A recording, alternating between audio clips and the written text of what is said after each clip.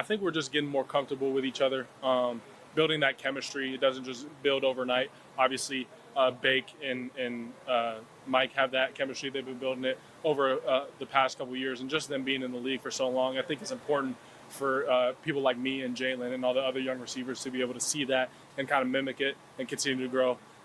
So I think it's been good. I think we've definitely built our chemistry up heading into the season. Hello, Bucks fans. Welcome back to Real Bucs Talk. As you saw, Mecca Buka talking about the Buccaneers offense and how it is building its chemistry heading into the season. And we're going to talk about some of that, but I also want to talk about some headlines that came out today. The Buccaneers starters are going to play this week against the Pittsburgh Steelers. Unfortunately, they're not going to play their main guys or their key starters. They're not going to be in, but we're going to see a lot of the Buccaneers' main starters, including Baker Mayfield. We're going to see the guys that are healthy go out there and play. And I think that will be really cool to see. But let me bring you over to this screen.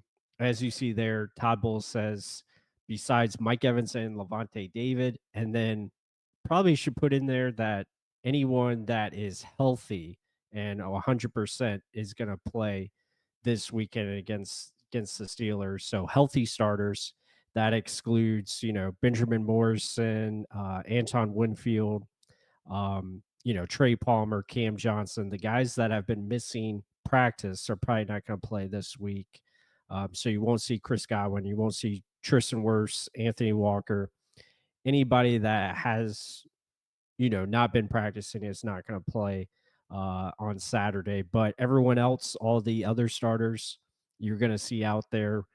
It remains to be seen, like how long they're going to play. Probably, I would say, maybe first quarter, maybe a half. I think it really just depends on how the game goes, what kind of work can they get, done and work certain situations, 2-minute offense, run game, pass game, play action, all those kind of different things, screen game, and then just different scenarios, I think will be something to look for. And then on defense, you want to see, obviously the first team get pressure and get after the quarterback and see how they can bring over from last week and be more consistent going into Saturday's game. So I think that will be cool to see. We're also going to see Teddy Bridgewater. He's going to make his debut this Saturday for the Bucks. So I think that will be, again, another fun thing to watch and keep us entertained for Saturday and see how he does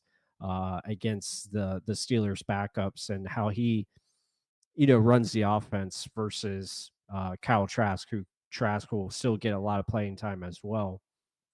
And then, finally, there were some returns from the injury list, but I think Trey Palmer and Cameron Johnson are probably still not going to play on Saturday. And you probably won't see Bryce Hall, Benjamin Morrison, Funderburk, or probably won't see Anthony Nelson either. So, that's no shock there. I think when you go back down to the Buccaneers depth chart, I think it'll be good to see, um, Baker, Bucky, Mecca, Buka, Jalen McMillan, pretty much most of the first team offense go out there. Kate Otten is probably going to get some snaps.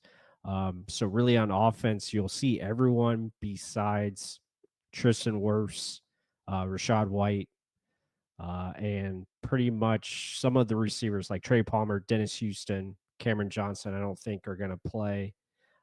We will see Josh Williams for the first time at running back. He returns, so that will be cool. But most of the rest of these guys are going to be out there playing, good moments or good minutes against the Steelers. So I think that's going to be really cool to see.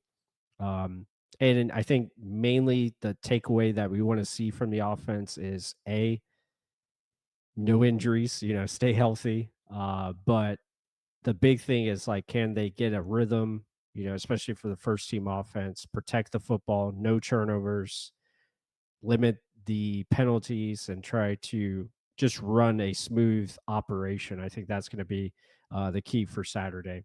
And then looking at the defense, what I'm looking for is, Kalijah Cansey, Vita Vea, Yaya, those type of guys, like how do they perform against the Steelers offense? Jamel Dean, as I'm gonna call him, Tyke Smith at safety, and like how does he being used? And then who's playing nickel, I think will also be a key factor. And then Servassier Dennis next to, most likely it's probably gonna be Deion Jones. He'll be paired up with, like he was last week against the Titans. So those are names to watch.